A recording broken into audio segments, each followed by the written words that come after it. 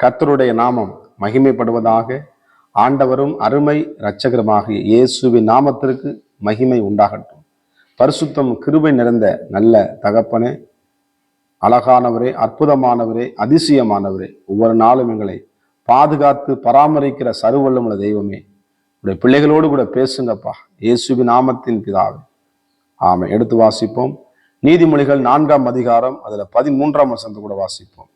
நீதிமொழிகள் 4:13.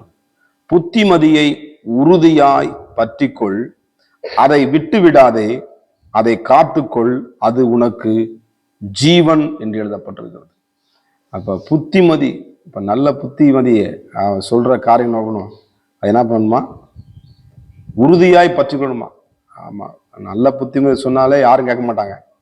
ஆமா, தேவையில்லாத என்ன பண்ணுவாங்க, அதை உடனே எல்லாம் காது கொடுத்து வைப்பாங்க. நல்ல காரியங்களை சொன்னா என்ன பண்ணுவாங்க, யாரும் சொல்லப்போனால் நம்ம பிள்ளைங்க என்ன பண்ணுவாங்க, நல்ல காரியம் எப்போ அதை செய்யாத, இது செய்ப்பா, இந்த புத்தியா நடந்து கொள்ளுவ, இப்படி செய்யாத நம்ம சொல்லுவோம். ஆனால் என்ன பண்ணுவாங்க பிள்ளைங்க, என்ன பண்ணுவோம் பார்த்தீங்கன்னா, இந்த காரியத்தை எங்கள் அப்பாவை தான் எப்போ பார்த்தாலும் ரொம்ப என்னத்தான் சொல்லிகிட்டே இருப்பாங்க அப்படின்னு சொல்லி என்ன பண்ணுவாங்க, பிள்ளைங்க சலிச்சுக்கிடுவாங்க. ஆனால் இங்கே என்ன வசனம் சொல்றது, புத்திமதியை என்ன பண்ணும், உறுதியாய் பற்றுக்கணும்.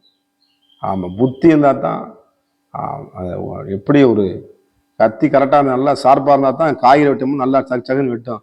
கத்தி மொட்டை கத்தியை வச்சு காய் வெட்டினா கையில் தான் வெட்டிக்கணும். அப்போ ஒரு நாள் நம்ம ஷார்ப்பாக நம்முடைய வாழ்க்கையை புத்தி கூர்மையாக நம்ம வெற்றி கொள்ள வேண்டும். ஞானமாக நம்ம நடக்கணும். ஆண்டு அந்த பூமியில் நீங்கள் என்ன பண்ணணும், ஞானமாக நடக்கணும்னு சொல்கிறார். சோத்திரம். இன்னைக்கு ஞானம் இல்லாமல் எத்தனையோ காரியங்களில், புத்தி இல்லாமல் எத்தனை பேர் மாற்றிக்கொள்கிறாங்க.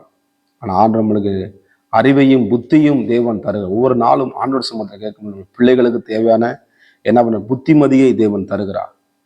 உறுதியாய் அதை நம்ம பற்றி ஒரு ஆண்டோட சமூகத்தை எதுக்காக நம்ம ஜெபம் பண்ணணும், இந்த காரியத்தை சொல்லி நம்ம ஜெபம் பண்ணணும். ஆண்டவரே, அந்த காரியம் நான் புத்தியாக நடந்து கொள்ளணும், எனக்கு கிருபை தாங்க. சோதரம். அவன் ஜெபிக்கணும். சாலமோன் பார்த்தோன்னா, அந்த சாலமோன் ஜெபிக்க அவன் என்ன பண்ணுறான், ஆண்டவரே இந்த ஜனங்கள் நடத்துறதுக்கு என்ன பண்ணுவான், நல்லா எனக்கு ஞானத்தை கொடுங்க, நல்ல புத்தியை கொடுங்கன்னு சொல்லி கேட்குறான். ஆமாம், அநேக பேர் அவன் நடந்து வர்றாங்க நியாயம் கேட்க. அதை சாலம் பாருங்க, புத்தியாய் ஞானமாய் அவன் நம்ம உறுதியா இந்த ஞானத்தை அவன் பிடிச்சுக்கிட்டான். அதான் சரியா அவன் நியாயம் தான் ஜனங்களுக்கு. அதில் பார்த்தீங்கன்னா, ஒரு குழந்தை நம்மளை கொண்டு வந்து, இது ஏன் குழந்தை சொல்கிறான், அந்த 2 குழந்தை அது உங்களுக்கு எல்லாரும் தெரியும். பாதி வந்து ஒட்டி அங்கே பாதி இங்கே விடு, பாதி இங்கே விடுமா. அப்போ உண்மையான தாய் என்னோட இதையை நம்ம துடிக்கும். உடனே அந்த தாய் குழந்தை எடுத்து கொடு அப்படின்னு சொல்லி சாலமன் சொல்ல பார்க்க முடியும். எனக்கு அருமையான தேவ பிள்ளைகளே, அப்போ புத்திமதியை நம்ம என்ன பண்ண ஆண்டோட சமூகத்தில் நம்ம கேட்கும் பொழுது நம்ம ஞானமாக நடந்துக்கணும். ஏன்னா இந்த பூமி இன்னைக்கு வாழ்கிற நாட்கள் பயங்கரமான கொடுமையான உலகமாய் போய் கொண்டிருக்கிறது. நம்ம ஞானமாக இல்லைன்னா நம்ம வழிகிற அழிவுக்கு நம்ம தப்ப முடியாது. ஆண்டவர் புத்தியை தருகிற தேவன். அது மாத்திரமல்ல, அதை என்ன பண்ணுவோமா, சில பேர் விட்டுறாங்க. ஆதி காலத்துல புத்தியா நடந்தா, இப்போ வர வராது அந்த புத்திமதியை நம்ம அதை விடக்கூடாதுன்னு சொல்லுது. அதை விட்டு விடாதே. நம்ம பிள்ளைகளுக்கு, நம்முடைய கூட இருக்கவங்களுக்கு என்ன பண்ணணும், அந்த விட்டு விடாம அதை இருக்கணும். அந்த பழக்கத்தை ஞானம் நடக்கிறக்காக விட்டு விடாம நம்ம இருக்கணும். அது மாத்திரம், அதை காத்துக்கொள், அது உனக்கு ஜீவன் என்று எழுதப்பட்டிருக்கிறது. 7ஆம் வசனம் 12ஆம் வசனம். நீ அவைகளை நடக்கும் பொழுது உன் நடைகளுக்கு இடுக்கண் உண்டாகுவதில்லை, நீ அவைகளை ஓடினாலும் இடற மாட்டாய்.